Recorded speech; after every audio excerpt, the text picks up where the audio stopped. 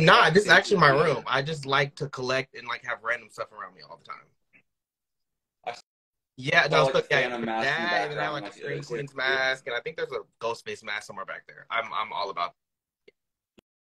You know, wait, do you know I'm obsessed with Scream? I just got done rewatching all of them this weekend, and you know what? They be doing Scream 3 a little dirty. I like Scream 3. Scream 3 was good. Okay, when Scream 3 came out, all of them have been good. Yeah. Even 4 was good when it came out. Like, they're all good. Scream 3 jumped the shark a little bit, but it was actually, when it came out, no, it was you know, because I had heard, like, you know, I had watched it a long time ago, and I'd heard people like, it's not the best one. I'm just like, okay, so let me get into it. And I was like, hold on. To be fair, it is the worst out of the 5 so far, but it's still really good. Like, I think there have been 4 really great other ones, so that's the only reason why I would put it number 5, but it's definitely still a good one. As you can tell, I have no commentary on Scream. I literally, because I was buying tickets the other day for the fan event, like the night before, and here in LA, and I was asking him if he wanted to go, and he was like, No, he didn't tell me what it was for. He said, "Are we free on this date?" And I said, "Okay, what is it for?" Because you know, when somebody said, "Are you free on this date?" I need to know what it's for before I agree if I'm free. And then he said it's for Scream 6, and I was like, "Oh, okay." Like, can I tell you that my screen name up until just a couple years ago for every single one of my accounts online was Scream 2 AJ, because I created that account and Scream 2 was coming to theaters. My Hotmail address was scream2aj@hotmail.com for 2 years. Wanted that, and they were like, who else wants this? Like, what's going on? I'm obsessed. So, like, anyway, I do want to add right at the top here, we have a sponsor. We're sponsored by MISTR. They provide free prep. It's prescribed online and delivered right to your door. It's free whether you have insurance or not. It's 100% free. It has you covered. And you can sign up online, complete a video consultation with the doctor, submit an at-home STI testing kit. That's it. Automatically delivered to you and prescribed, and it's free and it's discreet. And I just I know. Sure. I am just like kind of gagging right now because I'm actually really obsessed with both of you guys. Emile was a Clever TV head. Like, that was like, I feel like Clever TV does not get enough credit for what it did during that time. Nobody else was doing what Clever TV was doing. So I definitely like grew up being like a teenager watching you on that and stuff like that. So like, I love that so much. And I also, as I got older, I also watched Hollywood Today Live. So, I feel like that's kind of gotten me to where I am now, and kind of see like different spaces and see that it's there, because I feel like we're doing a lot more online focused stuff now, but I feel like during that time was a lot less focus of that and all that. But I'm so happy to have you guys here, and we're happy to be how are here. you guys? What are your Valentine's Day plans? Have you planned anything yet? Well, how are we? Right now, we found out that he for sure has the form of acid reflux. And we're going there. Through his diagnosis, I think I have it too. So we're on a special diet. So how are we? I am missing fried food, cheese. But for Valentine's Day, so that's a great question to start with, because for me personally, and he can speak to his experience, I've never been the type of person that really loves Valentine's Day, just because Valentine's Day for me feels like it feels like a holiday that was created just to make money and also to give people who don't do things for their partner throughout the year a day where they can be like, oh, I'm doing something. Yeah, they can catch up. Right. And so for us, we've always done things for each other throughout the year, not just on one special day. Now, there have been some years where he said that he wants to celebrate Valentine's Day. So if you express to me as my partner, now husband, that you want to do something on Valentine's Day, then I'll put forth the effort. But for the most part, I don't look at Valentine's Day as a day where we really need to go out of our way to get roses and a huge stuffed bear that's going to end up in the trash a few days from now. Wow, you're dragging everybody who's planting roses and a stuffed animal right now. No, I'm sorry. If you're doing that, it's so romantic, and we love that too. Listen. No, I think that genuinely, yeah. he's romantic throughout the year, and so am I. So we don't really look at Valentine's Day the same way that some people do. I will say, me personally, I do still kind of like it. And sometimes I do I would like a little bit of romance on Valentine's Day. And most years I let him off the hook. But if you were to do something sweet and thoughtful, like I got him what was it, last year? I don't know what you're saying. Savage X Fenty. Oh yeah, that was sweet. Yeah, I got you a little red jockstrap and a mesh top and a harness. That was cute. Yeah. So I do cute things that are also a little sexy and fun. Real quick, yeah. To be fair, I did do something for him one year, a few years ago. It was probably the year before last. And I had the whole bedroom set up with rose petals on the bed. I ruined it. I had nipple clamps. I had massage oil. I had chocolate covered strawberries in the fridge. I was flying back from, I think I was doing Wendy Williams. Let me tell you something. I was flying back from New York. So I had everything ready for him. And I surprised him with our dog at the airport because normally we leave the dog at home when we pick each other up. And he told me he was leaving the dog at home for sure that day. So he saw the dog. Cut this story short because I can tell long stories. Basically, he put his phone on the roof of the car when he was saying hi to the dog. We drove off. My brand new phone I got a week prior. So when we got home, he realized that the phone was on the roof. So I, being the sweet guy I am, after he saw the room... I literally was having meltdowns. This is our Valentine's Day. We had terrible Valentines, actually. Yeah. I was having a meltdown because I was like, I'm ruining everything right now. I'm so sorry. I just need to go into the bedroom and reset, and I'll be better later on. Just give me a minute. I go in the bedroom, and there's rose petals everywhere and candles and music. I'm like, oh, my God, it's too many things. So he freaked out, but I drove back to the airport. Yeah. I talked to police there. I was trying to figure out if anybody found the phone. It was shattered somewhere in the freeway. It. So I was out $1,500, and I had to buy a new phone, and it was not covered. Thank you, Apple. That's Valentine's Day. One year we also got in an argument at dinner. Every Valentine's. Remember that ramen night? That was awful. That was terrible. We haven't had great Valentine's. I don't really like Valentine's. But we have romance all year long. And you know why, though? The reason why is because Valentine's Day, you're putting too much pressure on one day, which is why I think we, in our relationship, don't really love it, because why are we putting pressure on this one day when we have romantic, sweet moments? And it's usually me at the last minute who puts pressure on us, and then it usually blows up my face. So to answer your question, we don't have any pressure. I feel y'all on that. I agree. It definitely is definitely like a cash grab, and it's interesting because it's like we can celebrate each other all year long, and I feel like some couples, they may not get to do that, but it's like y'all got to work on it. Let's just get into it, so. Yeah. I feel you. I completely feel you on that. So the story that I've seen through my research of you guys meeting is really, to me, feels like it could honestly be like pitched to be like a movie, low-key. Like I feel like it could give me like a strong Hallmark Lifetime type movie. So if you want to let everybody in on how you guys met. Yeah, that's really cute. Our friend's actually a writer, and he's so I'm not okay. Good. I had to know that I wasn't crazy on that. You're not alone. Yeah, I think for us, when we met because we're both hosts, but in the very early stages of our career, we were at this online network doing after shows, and we were doing this after show together. And the very first time we met was on camera, and so. When we talk about the beginning of our relationship, it started off as a friendship. We weren't, at least I wasn't. I was still in the closet, so I wasn't looking for a relationship, but I definitely knew I was gay. But I don't think you were looking for a relationship either at the time. And so it really was, I think, a beautiful thing, because for the next 5 months, and I was going through a lot at the time. He had recently lost his grandmother before that. But then for me, I was dealing with an awful work situation. I wasn't working a lot at the time, and doing this after show, multiple shows, driving to Encino for free with no gas money. It was a bad time. So Encino, for all those who don't know, is a town outside of LA that's like a 32-hour-long drive. 30 minutes, depending on the traffic, it can be horrible. Yeah, especially when Hollywood Bowl season. It's a mess. The valley.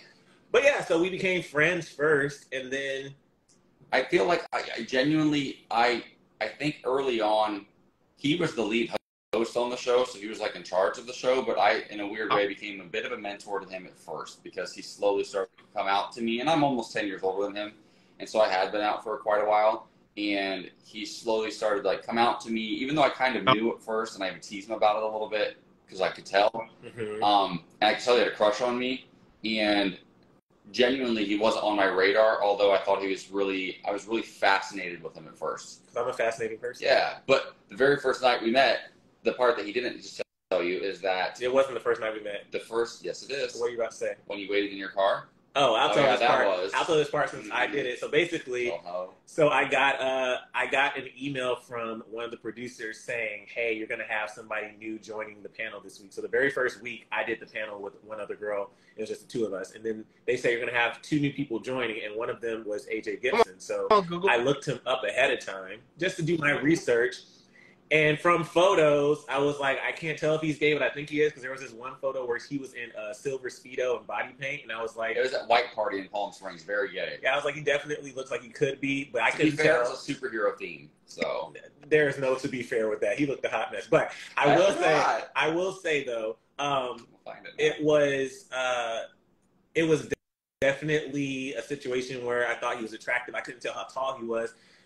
When it was time for us to actually film that day, I got to the studio super early and I waited in my car because all the hosts, we parked on the street. So you knew where the street parking was. So I parked in a good spot. So I knew he would have to find parking past me and then walk past. So when he walked past, I saw him in person. I like put my seat down a little bit so he didn't see me. And I saw he was tall. And I don't know, I was pretty smitten. You sat in the car and waited, yeah, like a creeper. Now you're looking for this photo. But it wasn't a creeper. I just wanted to see him in time. So then when the video that has been shared online for years now is when we meet on camera, like when I'm doing the intro of the show, that's our very first time meeting on camera because he was running late. So all that time I was waiting in the car. I was running late back then. So then we got into the studio. We had to start almost instantly. So there was no like, hi, how are you? It was kind of like, we're here, and that's the very first time. That is such a... And also, I see... It's giving movie. It's giving movie for me. That's cool. It is. Oh, our friend Mike is here. So Mike is an amazing writer on Jenny in Georgia. Okay, that's who I just referenced Mike a minute ago. And he was also one of the writers on Insecure. He's one of our really good friends. Mike, I was just saying a moment ago that you're the one who always says to us like your relationship needs to be like a TV show or something. You need to make it. And he was just saying, I'm sorry, what is your name again? I'm so sorry. Michael. Yeah. Yeah. Oh my God. Yeah. Also, Michael. 2 Michaels. He was just saying that we should make our relationship into a movie. I don't know, movie, miniseries, TV series. I'd watch. Listen, we are working on some things in the unscripted space, but you know, for people who don't know about that process, that's just the whole thing. So for people who don't know in general, like I said, we are hosts, but we also are producers, and now we're moving into development.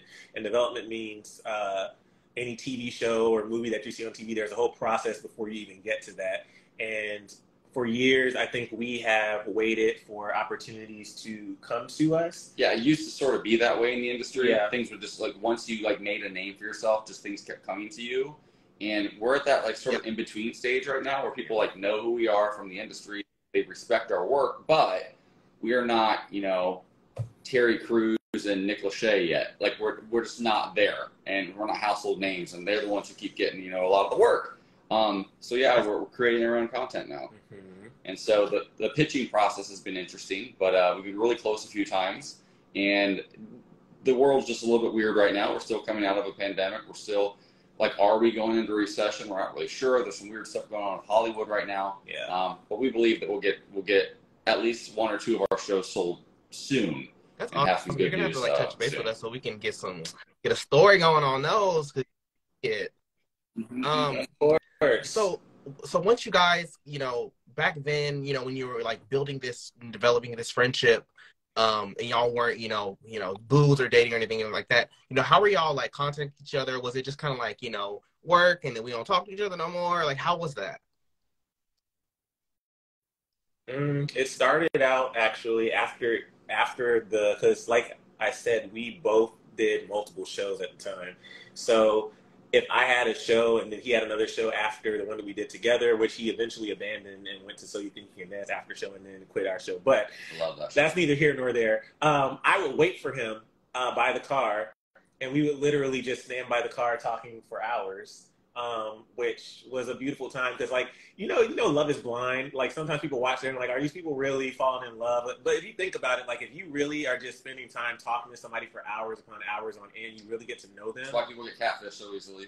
Yeah. You can connect over just words so easily. Yeah. But we did have a connection that we would stand outside and we would talk at the car. And then the funny thing was, like, there were other people who we hosted with or we were friends with who were at that network, and they would come outside and we're like, wasn't your show over like 2 hours ago? And we would still be there talking. And one of them we had brunch with yesterday, and one of the other ones literally officiated our wedding. So they're still very much in our lives. It's funny though, because at the time we were just talking. I was sort of talking to somebody else, and I know he hates when I bring that up, but I bring it up because we need to clarify, I'm not a home wrecker. No. He was never my boyfriend. It was never that. But we were, we were whatever, and we were associates. Mm-hmm. And I think getting to know Emile in his sort of, I don't know, like newbie sort of state, his like rookie sort of, like he was just sort of inching out of the closet and seeing how sweet and kind he was, really opened my eyes to what I could actually have, because I was in a really, really, really toxic situation. I'd been in a few toxic situations back to back leading up to that. And these guys were, full grown men who were very out of the closet. And so I guess on paper that seemed like it was a good thing. And I was so convinced that I could never date somebody who was still in the closet again, because I fought so hard to come out that I didn't want to go back there. And I think that 5 months really gave me the opportunity to slowly start to see, like, oh, this guy I'm with now is not good for me. Most of the guys I've been with treat me like trash, and it can be better. So I think it was a really good, slow process for us. Awesome. For him and for me. Mike said, when you said associates, Mike said, not associates. Mike, of course. Mike, you're more than this. You're a friend, Mike. You are a dear friend. Yeah, Mike was at our wedding. So dope. Came down to Mexico for us. Yeah. So when you're moving and you're getting to each other, do you guys remember like a particular first date per se, or was it just you know? Yeah. So what's our first date? Well, yes. So Oh yeah, I know. To go back to your other question first, like as far as how we communicated. So we did talk outside, like, and we talked for hours, but then we had each other's numbers, so we started texting more and more. We were texting every day at that point. But in the initial period where we were talking, the text would be frequent sometimes, but then he would kind of like not be like, I was very excited and he would kind of pull back a little bit, which I understood because again, our dog's right here. It's like he's looking over here. Please. He's always so close. Oh, don't lick me. Oh, lick daddy. But I was very much in the closet, so I understood that he was navigating that.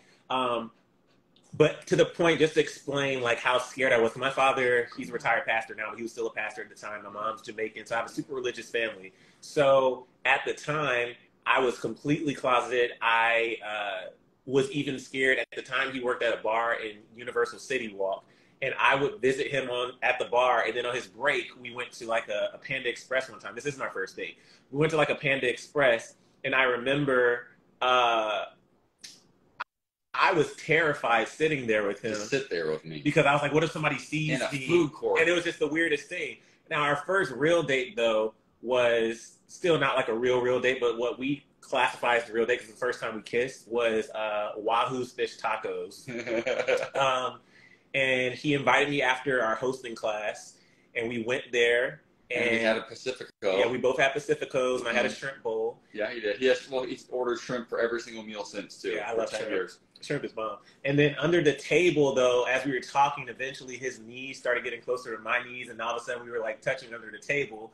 And then when we did leave there, we went to the car, and not even kidding, we sat in his car probably for at least 25 minutes before we actually kissed. And it was like, looking back, I don't know what he was thinking, what was going on with me, because we were just sitting there. He was terrified. Not talking, just sitting there.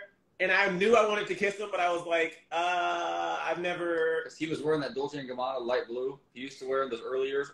Now, keep in mind, he wasn't the first guy I've ever hooked up with, because in Atlanta, I hooked up with guys. but this was the first guy that I was the first man considering. No, you weren't the first man, but you're the first guy that I was considering a romantic relationship with. And you have to think the other guys, it was very much secretive. This was, even though it was in his car, it felt very much like this is still public. Yeah. And to do that, then I have somebody in LA who like for sure knows I'm gay. But we did it, and then we talked after that. And then we did it some more. Yeah. And we did more of it. And I came out eventually, and that was the whole process. That video's on YouTube somewhere, and that was tough. But yeah, we navigated that, and 10.5 years later, we're here. That's incredible. It's, again, going back to the, now the more I get to these stories, it's giving, like I said, it's giving less movie and more like mini-series episode, like, so that's, I'm sorry, I'm gagged on that story, because I think it's definitely like super relatable for a lot of people, especially people who are coming out like later on, where you're kind of like I know this feels so right, but because of societal and pressures or family or whatever, like it feels so wrong, unfortunately. And it's interesting too, because I'm looking at kind of, we've come a long way in the last decade, like in media and entertainment, as far as like, there's so many more mainstream LGBTQ plus people now. So I'm wondering, for you, Emile, was it was it like a career thing for you, where you were kind of like nervous about, or was it kind of like, at the time, what was the vibe in your? Yeah, I mean, I think it was layered. I think, one of the things that was so hard for me, even being on that network, I went to school to do things behind the scenes in the industry. So I went to school for editing, and I always wanted to be in front of an audience, whether that was performing on stage or on camera. But I kind of moved that to the back burner, because I knew that if I did present myself in front of a camera or an audience, then I would have to hide who I truly was. So when you watch those first couple of episodes, when I first started at that network, I used to wear a button-up shirt. My voice was different. Like, I had an alternate persona I would put on. I called him Jerome, and that was my straight voice. So nobody ever saw like the real me. So it would be like, hey, what's up, guys? Welcome to, like, it was just completely different. And from day one, I saw through it, because I remember taking hosting classes with you early on, and just trying to like help him be like, this doesn't feel like you. Like, whatever you're doing, it's not you. And even my hosting mentor, she did say, like, after a few classes, she said, she talked with me one time for like an hour and a half for free after, and she said, there's a disconnect here, and I don't know what it is. And eventually I came out to her, and she's like, that's what it is. She's like, I can tell you're not being authentic to who you are. And when we talk about authenticity, like, authenticity doesn't mean that, once I came out, I was like, well, what's up, guys? Hey, like, that's not it. Like, I can flame out with the best of them, but also, like, that's not my personality. But I was putting on a front, and I was definitely conscious of everything I was doing. What am I doing with my hands? How am I moving my body? Like, and that came from being bullied in high school and college, where when I was in the closet, I mean, I remember there was a specific moment in college where I was trying so hard to present straight, and this is before I had done anything with a guy or anything. And I was trying so hard to present straight. And I remember there were some guys from the basketball team who were like talking about me down the hall. And I could see they were saying like, oh, he's definitely gay. And I remember going back to my room and crying, because I was like, well, what am I doing? Because I'm doing everything I think I see you guys doing, but you can clearly still tell. And so I think there was some residual trauma from situations like that, where I felt like I had to put on this front. And if I came out, I didn't know how I would be accepted, or how that would hurt my career at the time that was non-existent.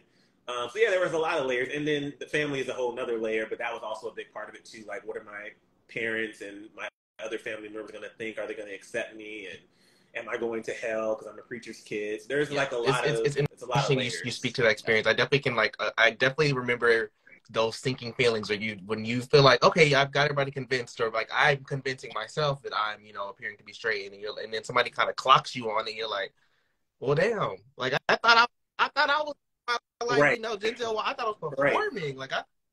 And it's that's such a relatable thing. I feel so seen right now with you saying that. So with moving into, okay, we're at this pace where like we're going on dates, and you're slowly coming out. When did you know that things were getting like actually serious? Like, you knew that it was like, okay, like when he was walking down the aisle, and I was like, wait, this is real. Like, this is no kidding. No, I think it was different for both of us, genuinely. Early on, I thought that since I had more experience, I dated a lot of guys. I've been in long-term relationships. I was like a serial monogamist. Like every relationship I was in, like every one-night stand would at least turn into a 6-month relationship because I was like, I don't do one-night stands, but I'll put out on the first date, but then I'll be stuck because I'm like, well, I'm going to date you now, so my little Catholic guilt can go away for a little while or whatever. So I was in a few relationships that were like 3-4 years before I met him. And so I was like, I'm good at relationships. The reason they all didn't work out is because the other person. And a lot of that is true. Yeah. But also a lot of that was me. And so for the early years of our relationship, I had some baggage I was still dealing with. I had some floaters that were still kind of in my life, guys that I maybe didn't fully quite let go of just yet. And so I kind of kept him at like an arm's length, Emile. And I think, okay, was it arm day? Listen, I did biceps today. You better give some attention. Go ahead. But I think that early on, I was so convinced that for the first few years, that at some point he would want to go through a hoe phase because we all do it at some point when we come out, right? And I did it for like my 20s and then a little bit of my 30s. But I got to do it. And so I figured at some point, I'm 9.5 years older. He's going to find somebody who is better looking. We live in LA. Everybody's hot. Somebody's going to have better abs, better pecs, whatever it's going to be. Something's going to happen. He's going to hurt me and he's going to cheat on me. He's going to do whatever. He's going to find somebody else. That's what I thought for so many years. My dad's been married 4 times, so I come from a divorced family. And so I think I have a lot more trust issues that I understand now that I did not understand 7, 8, 9, 10 years ago. And so in those early years, I think our experience was very different. And I was very dominant in the relationship, and he was very passive. And I think because, one, he liked, to a degree, having me protect him and sort of guide him. And I liked that too. Wait, but when did you... But then I also, when he started to kind of find his voice a little bit more, I had to really adjust to that. Because it's what I wanted, but I don't think that I really allowed him to have a voice in the early years because I was afraid he was going to hurt me. What was the question? I was saying, when did you think that things were serious? I think things were serious. I probably think for like 6 or 7 years now. Yeah. I'd say the first like 2 or 3 years were a little bit like we were together, but it was a little bit back and forth, and I was kind of in and out. And I'll say for me, I was like in there from the beginning. I think where it really got serious for both of us, because I don't know necessarily. Mine kind of fluctuated over the years. We broke up once, and that was... We didn't break up. I dumped you. Okay, wow. For 8 hours. For 8 hours. And he came home, and he broke up with me. And at one point, while I was crying, he was like... I said to him, "You're my everything. What am I supposed to do?" And he said, "And that's the problem." And I was like, "Oh!" That's the problem, though. I was his everything. But anyway, I say all that to say, though, we've gone through things in our relationship, but there was a point around 2016, 2017, maybe 2018, where we did this. It was like an exercise that we kind of, we adjusted, but we went to this workshop from a friend who was doing this event. And we came home and we kind of put our own spin on it. So any couples out there, I would suggest if you've been together for a while, maybe do this. I wouldn't do this in the first year of the relationship. But we had been together for like 6 years at this point. I don't know. Some people fall like hard in love and they're ready to get married after year 1. So maybe. Yeah. So I'll tell you what we did. So we got naked. And it's not a sexual thing. We just wanted to do a representation of being completely open and bare. Oh, yeah. You already told the nipple clamp story. Yeah, I told the nipple clamp. Yeah. And so we got naked on the bed. We faced each other, and we basically told each other our deepest desires, secrets that we had never told anybody, fears, kinks, fetishes, like everything. Yeah. Because I think when you're in a relationship, sometimes you think that just because you're together and you've been together for a long time that you tell each other everything. And I'm not saying you have to tell each other everything, but there was something powerful about having a completely open, transparent space with each other. Because if you really are trying to grow with somebody, if I can't tell my husband everything, then there is still a wall there. And it was for the first time, I feel like for both of us, we felt like that wall was completely gone, and it was a safe space, which I don't think a lot of people get a true safe space. Not to say there aren't still things that we take to our friends or our family, because some things, like, you don't need to bring to your partner always. The big stuff should always go to your partner at some point. But I think that for us, what happened in that moment was, I was saying, I'm going to make myself so vulnerable, you could destroy me right now if you wanted to. I'm going to tell you everything. And he's going to do the same. Yeah. And it's my job to protect what you shared with me, and it's your job to do the same for me. And once we saw that we could both do that, and that's where I think a lot of relationships go wrong, to be honest. I think that there's always ebb and flow and push and pull in relationships. It's just a part of it, right? But I feel like a lot of times, and I noticed this I will say in same-sex relationships, two men, because those are the relationships I've been in, where there's a lot of toxicity that happens. And oftentimes it's usually like the more masculine guy or the top or whatever it is in the relationship. They sort of set the standard of, like, I'm the more dominant one. I'm the one that's making the decisions, and you're going to go with it, right? And I think that's really, really super unfortunate, because and for both of them, because for men who feel like they have to be that, like that they have to be super masked, super just in charge of everything, that's a burden. It's a huge burden. And to make the decision that one is more or less than the other is just a recipe for disaster every single time. No two-person relationship will ever work that way, right? Now, if we're getting into polyamory and we got more and more, then the percentages go down a little bit, but we're 50-50. That's a whole other thing. No judgment, but yeah, that's a whole different thing. But for us, we try to be as close to 50-50 as we can. Yeah. And it's usually within, I would say, 5 or 10 percentage points. It doesn't usually go beyond 40-60. Nice. But that works for us. So, I remember seeing the wedding pictures, because it literally like went viral, and I saw, the train was everything, and then before I get into that, before you even get married, there has to be a meeting, a joining of families. How was that? How was, the joining of the families, or, were y'all's, families involved in y'all's wedding,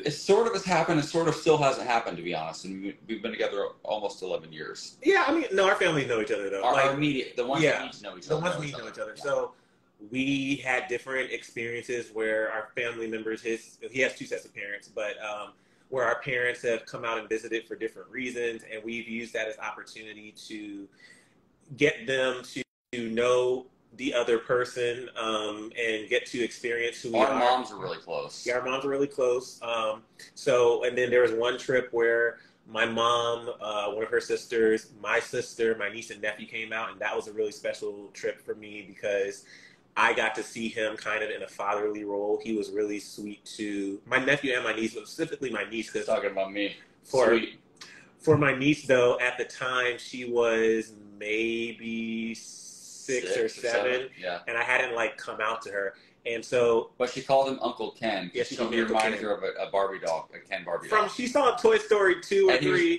He's very gay. And ever since she saw that, she called me Uncle Ken. I'm like, I'm not even like that. Anyway, but she doesn't call me that anymore. But back then, in my apartment, he set up a tent. This was during the year after the 8-hour breakup. He was living with me and then moved out for a year or two. Yeah. This wasn't that year, though. But it was during that time. No, I lived there for 2.5, 3 years. Well, I'm saying it was during the time where he moved out before he moved back in. Oh, yeah, but we were together. No, yeah, totally. Oh, yeah. I say this is after the 8-hour breakup, though. Oh, yeah. But that breakup was so insignificant. Anyway, but he set up a tent, and he did s'mores on the stove for her, which was really cute. And I remember we went back into the tent. We all had our s'mores. And I said, we were trying to be creative and find places for everybody to sleep. That's why there was a tent. Let me get through this story. Talk one more time. The one-bedroom apartment. So on our podcast, we do this all the time. It's just back and forth. But when I'm in the middle of, trying to get through my story, I haven't been diagnosed with ADD, but I definitely think I have it. So you have to let me get through it because then it just throws me off the trail. Okay, back to it. So anyway, so we had s'mores in the tent, and we zipped up the tent closed. We were trying to create a private moment for her, and I said, I have something to tell you. And she said, okay, what? And I said, well, this is my boyfriend, and I'm gay. And she's like, okay. was like, basically, she was saying, I already knew that this was your boyfriend. I already knew, and also it doesn't bother me at all. And it's not something that you even have to like, whatever. But because of the way my family is, I thought that that was going to be something that I had to express to her in that way. And I think that was a beautiful thing. And that was a moment where I think our relationship grew even more because he made that moment special for me and for her. And it just let me know that he was very thoughtful. Now she plays with pronouns a bit. I think it's still going by she right now. Like in that phase where they're like figuring out who they are. And I think that's really, really beautiful. And to have like, we didn't have those things growing up. Yeah. I didn't have an aunt or an uncle who could even have the conversation with me, either did he. Yeah. So just to know that like by creating that safe space, you might have created it for somebody else who may or may not be a member of our community, but like at least you can have the conversation. No, for sure. It's interesting. I've noticed the kids nowadays, they're moving, obviously they're way more inclusive than I feel like, the generations before. It's interesting that, the word gay is barely used now. It's like they say zesty. I don't know if y'all heard that term. They'll be like, yeah. So like, well, I work at elementary school. I have some of my students, especially the older ones, because like kids are smart. They're probably even way smarter now because of the access to information. But they'll be like, "Are you zesty?" All right, this just such interesting ways. It's an interesting thing. But so I guess what are y'all's favorite? Now that you're into your marriage. It's y'all coming up on a year, right? Correct? Yeah. A year. So what is your favorite thing about being married so far? I will say, people talk about like the change from what it was like when you've been together for so long, what it was like to finally get married, and is there really a difference? And what I told one of my friends the other day at the gym was, yes, we've been together for over a decade. And the biggest change I think that I found from being married is there's this greater weight or sense of responsibility or duty to your partner to like really show up. When you are in a relationship, whether it's you're dating, you actually have the titles of boyfriend or whatever your titles you go by, boo thing, whatever it is, or you're engaged, there is still, it feels like this option of, I'm here, but if you up, then I'm out. And that's always an option still in a marriage. Yeah. You can get divorced, but for me, I feel like there is like, I'm here, I'm ride or die for you. And we've already gone through some pretty tough times. Like he got laid off from his radio show in December, right before Christmas. For me personally, I'm going through a tough time with the industry and work right now. And so we are already navigating some tough issues, but these are also things that we navigated while we were dating.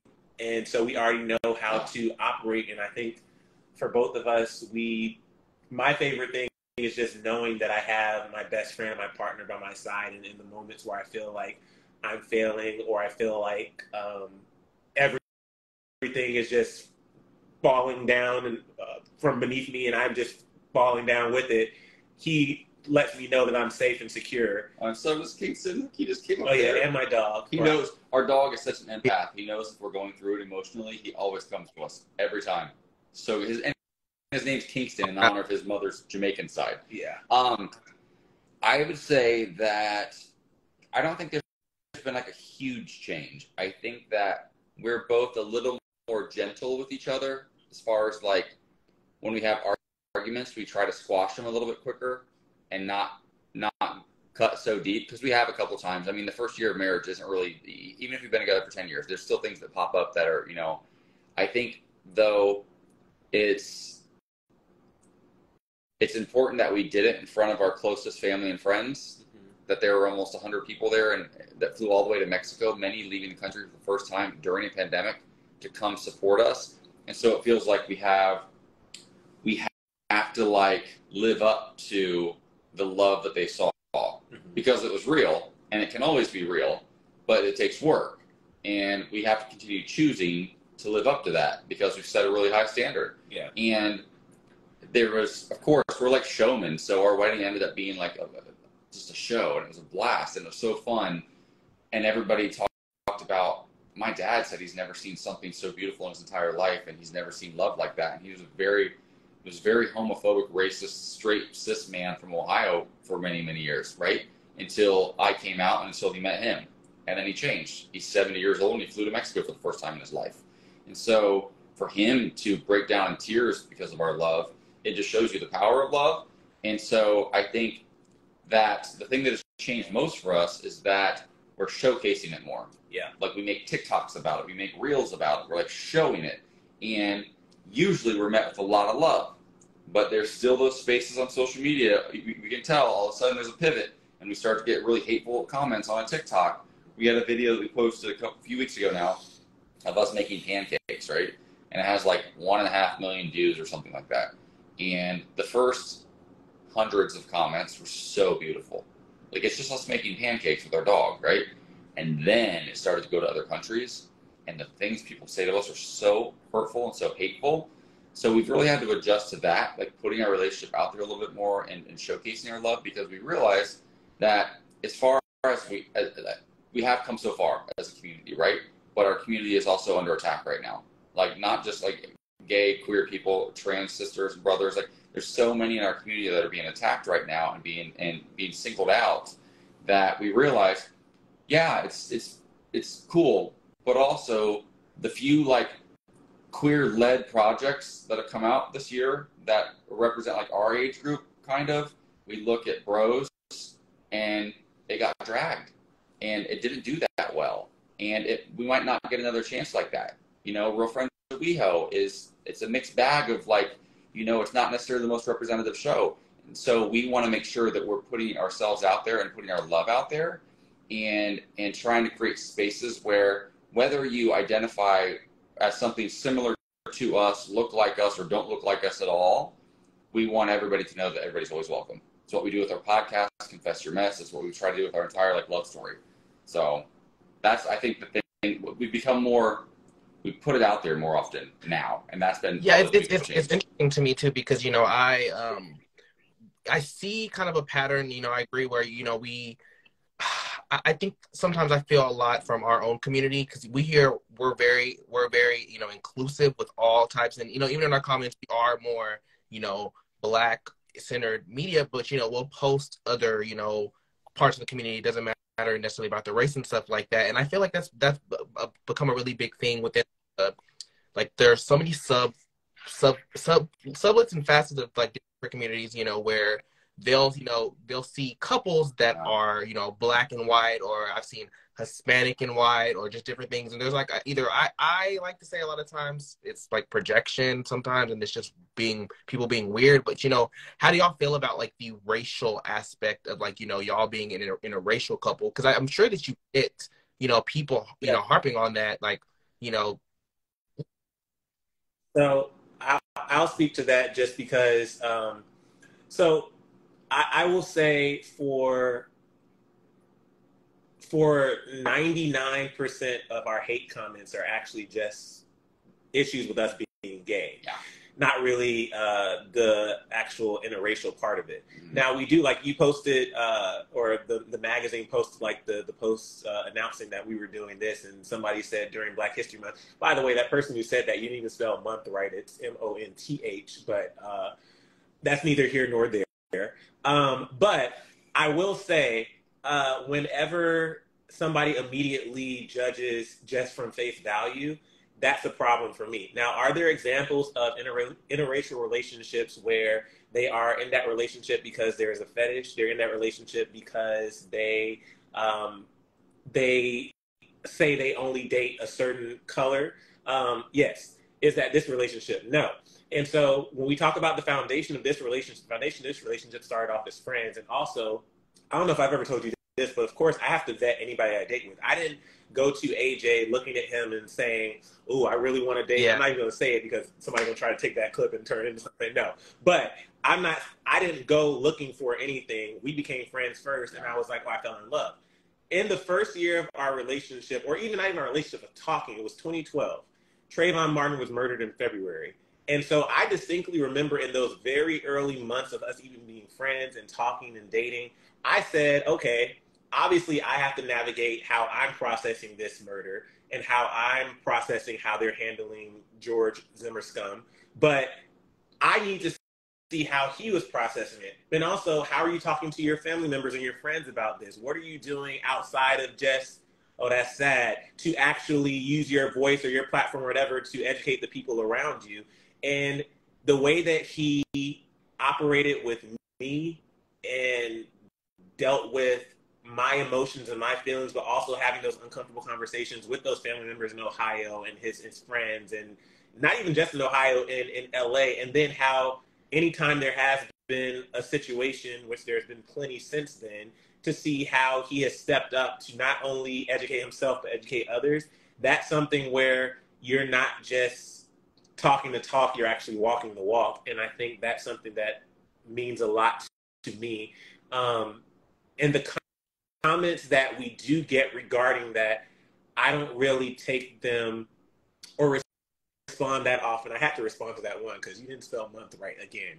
But I will say though, because if you have a strong foundation in a relationship and you know that you're strong and you know that what they're saying is not true or valid, then it kind of just brushes off. Now, for the hate comments regarding us just being gay and going to hell and you should hang yourself, that hurts because I already, regardless of how much therapy I've been in, how much work I've put in as a preacher's kid, I'm always going to have in the back of my head, if somebody says a certain thing when it comes to religion and hell and things like that, it can seep into that dark place where you're like starting to second guess yourself, to the point where I had to turn notifications off for a while. We did go viral because the comments were beautiful and then they weren't. I try not to look at them at all. Yeah. We both grew up in the church and we both had family members who did not come to our wedding because of their religious beliefs. So that's really hard. And also, I never knew that. You never shared any of that with me. So that was really... Yeah. And I also want to say, though, I love what you guys do and what a lot of platforms are doing now, because Black love is beautiful. And I love to see beautiful Black gay couples, because the only representation I really saw of that growing up was on Noah's Ark. I would sneak to the basement and I would watch Noah's Ark. And if I heard my parents coming down the creaky stairs, I would turn the channel really fast. And I think that's absolutely beautiful to see that representation and to highlight so many Black queer couples is so beautiful, because I didn't really have that growing up. And I think from our social media, or like Terrell and Jerry, like all these different people who are posting their content, posting their love, I think it's so beautiful, because when we get messages saying, just by seeing you guys exist, it lets me know there's hope for me out there, because in my country, this isn't accepted, or in my community, I don't know, but I see you guys and I know your background, I know where you came from, and that lets me know that maybe I can have something like this someday. I also know that all of these Black queer couples who are being more public and vocal with their relationships, it's not about throwing it in your face. It's not about, oh, we are just existing. It's about surviving. Yeah. Yeah. And I think there's something powerful about putting that stuff out on the platform so that people who don't normally see that can see that and let them know that maybe there is hope for them out there. Yeah. And I'll just say, I think that an issue with our society is a big issue that I see all the time across the board, is that we've become a society of or as opposed to a society of and, meaning you're either this or you're that. Make a decision. You believe this or you believe that, as opposed to saying, I believe this and that, and I support this, and I'm okay with this, and this is beautiful, and do you know what I mean? And so I think that a conversation we had earlier in our relationship, because Black love is so beautiful, and it's something that maybe earlier in our relationship I wasn't fully comfortable with the full conversation, right? And we were having brunch with our girlfriends one day after church, and they were saying how we all support Black love. They all said that, and I was kind of like saying quiet, like, wait, do they not like me? Do they not think that we should be together? And I was kind of like in my feelings a little bit, because I was like, we'd been together for 6 years at that time or something, 7 years. And I was kind of like, hey, like, I support Black love too, but like, are you guys all okay with me? Because you're like my best friends. And they're like, oh, no, of course. Absolutely. Absolutely. It's a different. And so I think that if you are in a relationship with somebody who might be a different shade of skin color or come from a different background or whatever it is, religious belief, whatever it may be, I think especially if you happen to be like the white one, right? There's an obligation to learn and to understand that not every place is your place and not every space is your space. I remember when the first Black Panther came out, he and two of his best friends from Clever, they have a text thread called Triple Chocolate. And when Black Panther came out, I was so excited. And they're like, oh, no, you're not in on this one. And I was like, oh, yeah, I get it. I get it. And then they call him Colonizer after. They call me Colonizer. As a joke, though. Yeah, but... for a solid month after. But, and then he and I went for his second time, and I went and saw it with him. But I understood him, like, this is bigger than going to see a movie. This is a moment that they need to experience together. And so, you know, I'll buy your little costumes, your shirts, your kente cloth, whatever you're going to wear, and go do what you got to do. And I'll be here when you get back. And I think that's a super important aspect of any interracial relationship. And overall, I think we turned into a clickbait society, right? So how many times have you posted a headline or just a photo and people will start commenting, and then you'll see the comments like, oh, so you actually didn't read the article, you didn't actually do any research about this. And I feel like it's the same thing. We're judging everything at face value, and somebody might have come into this live already judging, and then they're like, oh, I actually like these guys, and I actually see the love, and like I was thinking these things and I was wrong. They don't look like groomers and pedophiles. That's really weird. They just seem like normal, kind humans. Well, I hope nobody was thinking that, but who knows? But people do think that shit. It's wild. But yeah, so I definitely think that right? See, DeQuan knows. Right? Wait. Oh, DeQuavius. Oh, DeQuavius. I just read DeQuan. It's going so fast. But no, I definitely we get that, but I think we just continue to ignore the hate the best we can, and sometimes we clap back. But ultimately, our platform is to spread love and to just provide representation for people to see that it exists. For sure. Oh my God, I'm sorry. I'm like, oh, let me get my notepad out. Y'all was speaking. I was like, come on, fast note printer. For sure. I did want to, you know, for sure lighten it up because we've talked about some heavy things. For you guys, how important is your physical connection in your marriage so far? Like, you know, how, there's a thing I feel like in all relationships where people feel like things get stale or whatever, but how do you guys keep like things physically interesting? Role play. We do role play. We do like Professor Gibson sometimes. So like he's a teacher, I'm a student. I'll print out chemistry homework and I don't even know chemistry. We wear little costumes. I have his homework with him, but I don't know shit about it. So he's wearing these glasses as professor sometimes. There's no lens either. It's just lens. Yeah. Frames. Yeah. But I think also it's about, again, I think when we had that conversation about our deepest desires, or sometimes let's say that your deepest desire is something that you're super afraid to tell your partner, right? And then you guys finally have that conversation. Sometimes just talking to your partner about whatever that desire is enough of a turn on where all of a sudden it unlocks a new attraction in the relationship, just because that transparency and that vulnerability. You're like, oh, wait a minute. So you're not like judging me because I said this, and that. There's like genuinely, I know that some gay relationships are like wide open, and some relationships in general are just wide open, and if that works for people, it works for people. That's fantastic. We're just not like that, but we are wide open in what we can talk about. Yeah. And that's not to say that there won't come a point in our relationship on a vacation somewhere, maybe, who knows, right? And if it did happen or does happen, we wouldn't tell you anyways. But we can talk about everything. Yeah. And that's so sexy. Because, like, if he's at the gym and, like, sees somebody, or I'm at the gym and I see somebody, why is it always the gym? It's always the gym. Because people are always, like, they're scantily clad there and they're working out and they're really nice. Scantily clad. But like if he like sees like a really, really attractive man at the gym, he can tell me. Like I don't care. I'm not threatened by it. We always say, well, he told me, what's the phrase? Just because you're on a diet doesn't mean you can't look at the menu. And so I think it's almost like in some relationships, they're like, oh, well, I don't want you, like, you can't talk about this, you can't talk about that. And then it kind of creates this tension. And what worked for everybody isn't going to, or for us, isn't going to work for everybody. Yeah. But for us, I'd rather you tell me, oh, you saw this person, you're attracted to that or whatever, because then I can also do the same. Because anybody who's in a relationship for any significant amount of time and tells you that they've never looked at another person and been attracted to them in their life is lying. We're humans, and that's okay. And I think, again, going back to that moment, we were super honest and vulnerable with each other. Because of that foundation, it set up the rest of our relationship. Mm-hmm. Where I don't get insecure. I've never once, I said this, we were talking about this the other day. I don't have a lie. There's not anything that I've kept from him that he doesn't know that's a lie out of 10.5 years. Yeah, we have our passwords. We can log, he's logged into every one of my social media accounts on his phone. Like, he can do everything all the time and check my email, all my DMs. I don't, though. But I don't his either. But we could if we wanted to. And so I think by being open and honest about like the stuff that you're really afraid of, it makes the other conversations a lot easier. And the relationship's a lot more fun too. I completely see what you're saying. Okay, come on, professor or student. I said, okay. Professor. So we were like running out of time. I don't want to take too much of you guys' time, but I wanted to kind of end with like a quick, just like lightning round. Like, I'm going to ask questions and y'all can just point at yourselves or, like who's more likely to, Okay. Who's more likely to sleep through their alarm?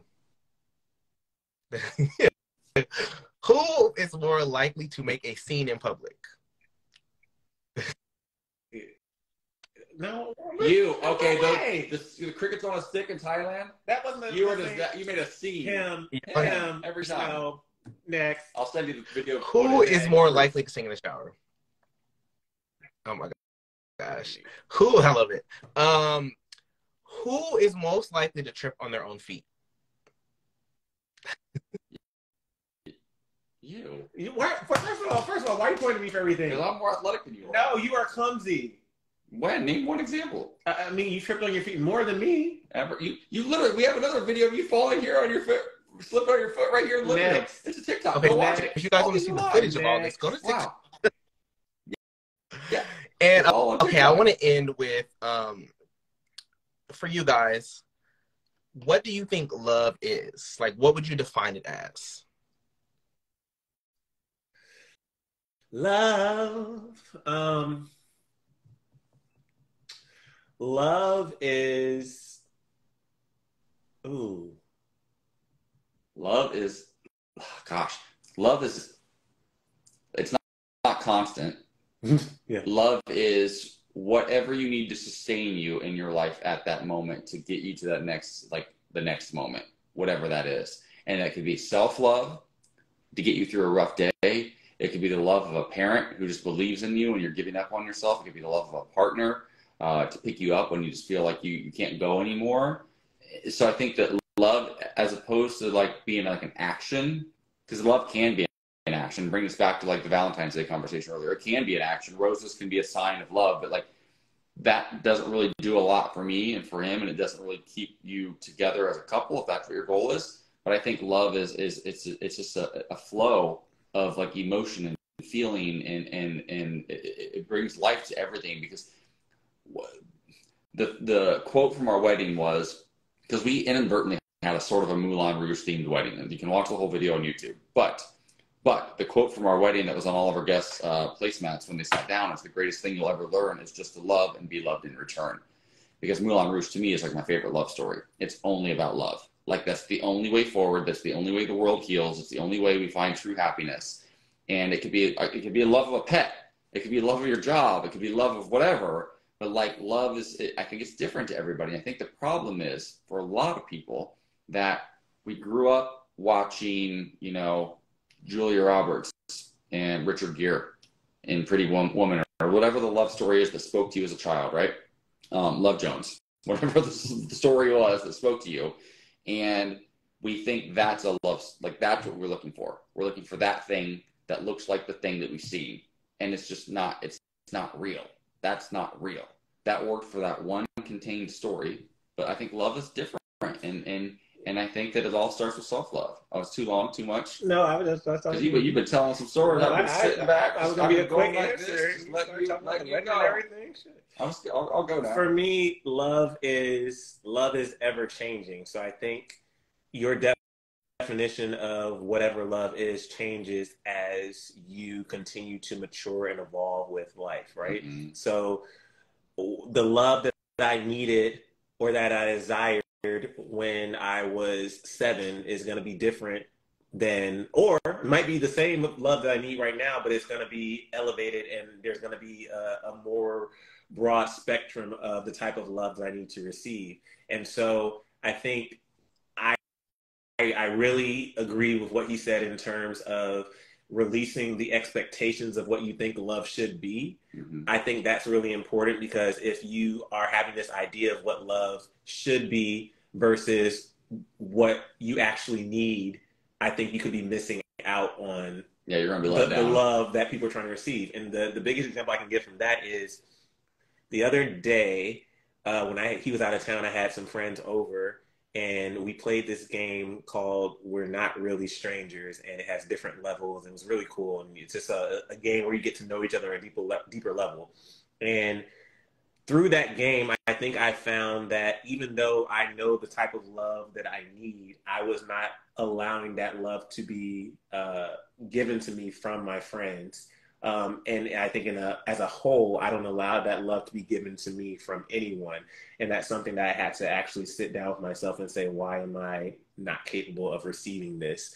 And I think if we all just kind of, again, remove that expectation of what we think love is or should be, and just really have a conversation with ourselves of what type of love we actually need to feel fulfilled, I think that would be great. Without putting parameters. Yeah. Like boundaries, and that's wide. You can't contain it. Just let it be.